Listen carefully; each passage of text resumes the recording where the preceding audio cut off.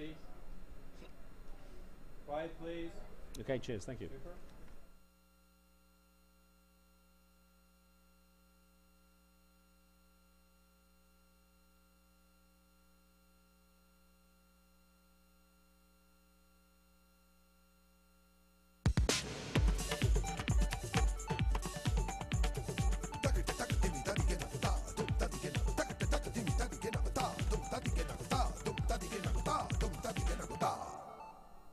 Hello and welcome. In the Horn of Africa, a country that was poor and destitute to begin with has been falling apart day by day.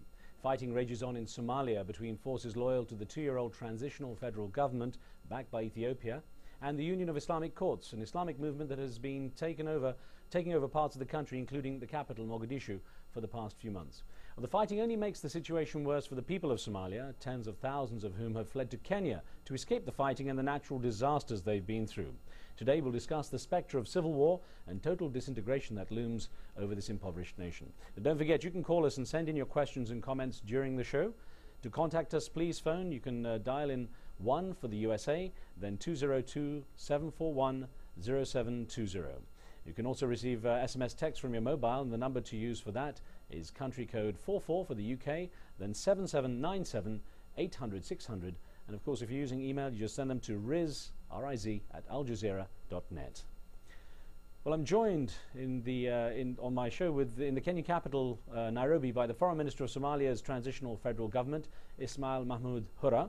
And here in Washington, we have Abdul Karim Jama, a Somali-American political activist, and Dr. Stephen Morrison, the director of the Africa program at the Center for Strategic and International Studies. So it's good to have you with us, gentlemen.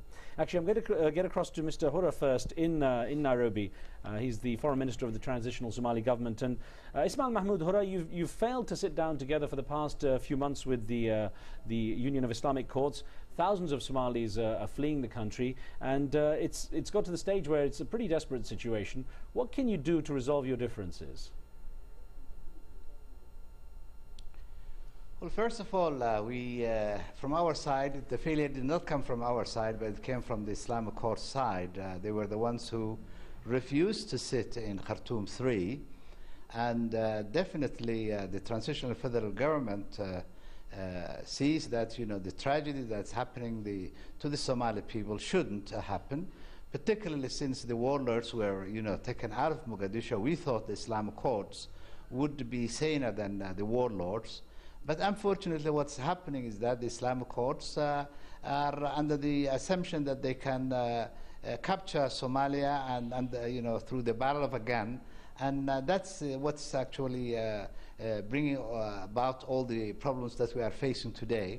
From the transitional point of view, we think that the time for using guns is over. We have had 15, 16 years of turmoil.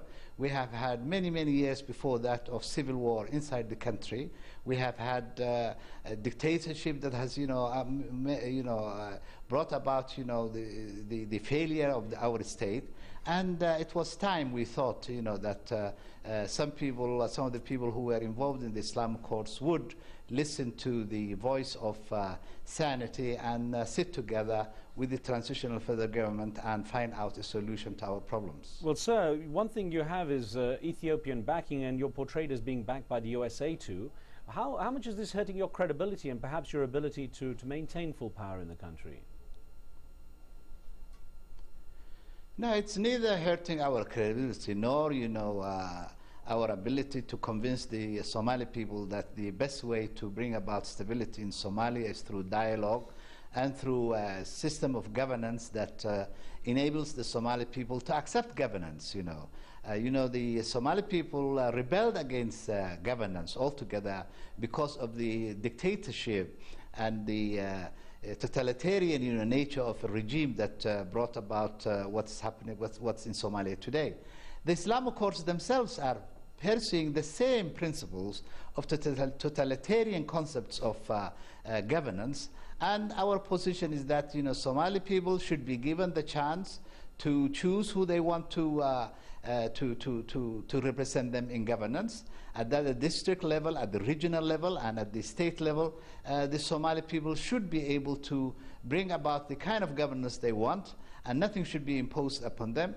it looks that the Islamic courts, people are pursuing a line of political thought that would not only bring about disaster in Somalia, but that can bring about, a lot of, turmoil in the region that we live in. Thank you, sir. Let's get across to Mogadishu and get to Jama Mohammed Khalid, who's actually advisor to the Union of Islamic Courts. And sir, basically, from the traditional Somali government, you're having the finger pointed at you and being accused of being totalitarian in your views and and really being blamed for the lack of resolution in the situation right now. How do you respond?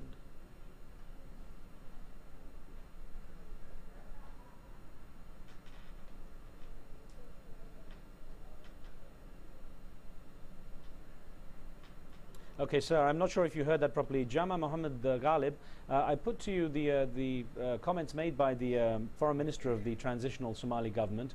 If you can hear me, basically you've been accused of being totalitarian in your views and your demands and being blamed for not being able to sit down at the table and resolve the differences. And I just wanted to get your response to this.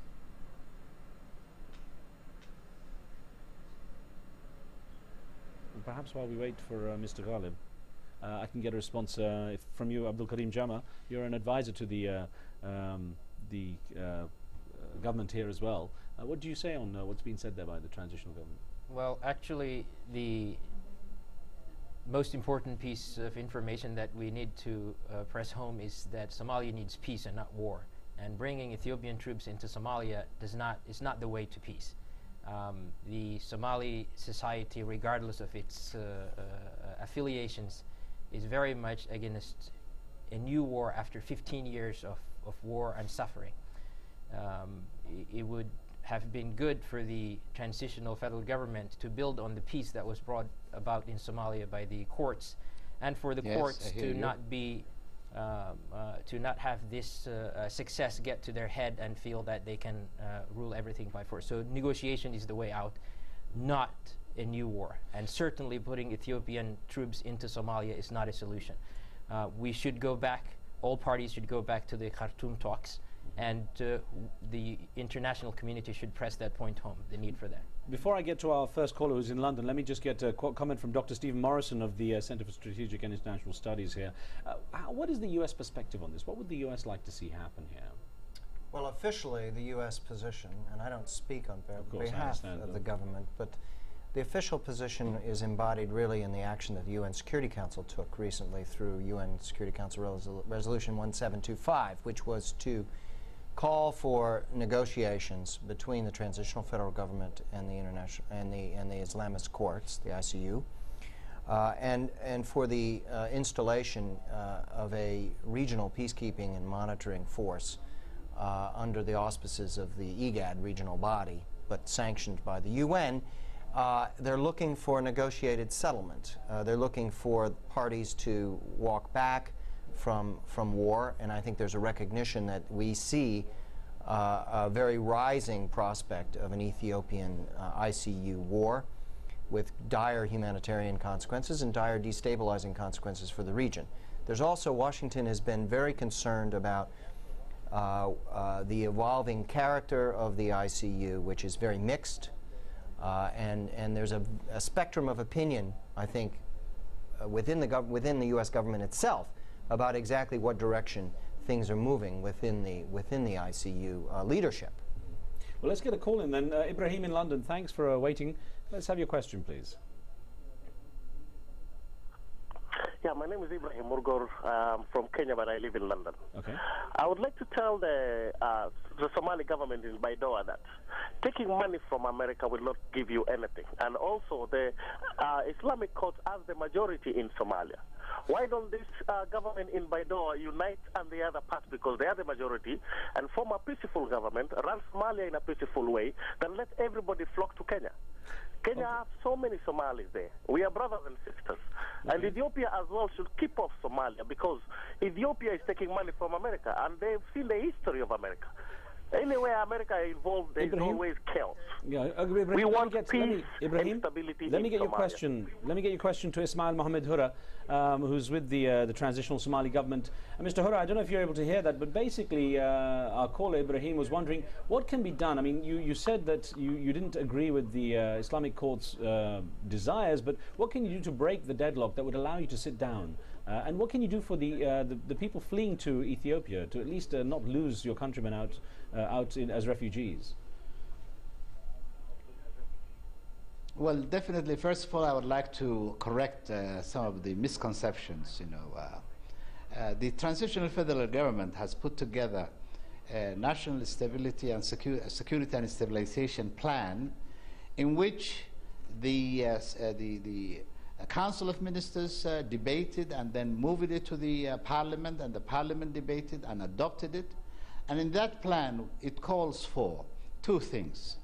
It calls for the creation of a national security force, and it also calls for that national security force to become effective, that we need the deployment of troops to train the national security forces, and at the same time to fill the void of security while the national security force of the Somalia are going to be retrained. To create, the national security force also, you need to have the lifting of the embargo that was imposed in Somalia. Now, what the latest, Security Council concerning Somalia calls for is the deployment of those forces. Now, the presence of Ethiopian in Somalia is within the plan of the National Security and Stabilization Force that has been adopted by the Somali Parliament, where we need trainers to come in and train our national security forces.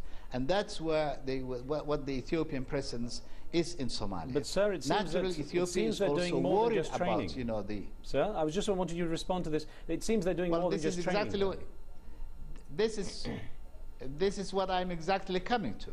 At the same time, Ethiopia is definitely worried about the posture of the Islamic courts and the continuous threat of a jihad against Ethiopia, simply because Ethiopia is helping the transitional federal government.